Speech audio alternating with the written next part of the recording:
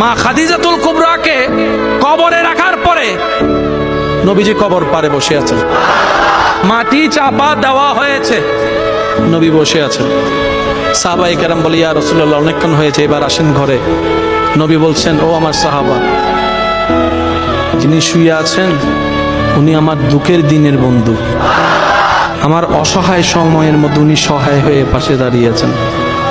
সবাই যখন আমার উপর আঘাত করছে, এই আঘাতের রক্তটা উনি মুছিয়ে দিয়েছেন, উনি আমার জন্য একটা শক্তি হয়ে দাঁড়িয়েছেন।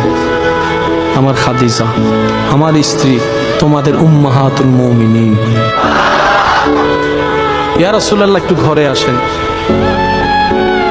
নবী বললেন, একটু পরেই ওনার কবরে ফেরেশতা আসবে প্রশ্ন করার জন্য। আমি নবী বসে আছি, আমার খাদিজার প্রশ্নের উত্তর আল্লাহর হুকুমে হাদিজার পক্ষ হয়ে আমি নবী উত্তর দেওয়ার জন্য।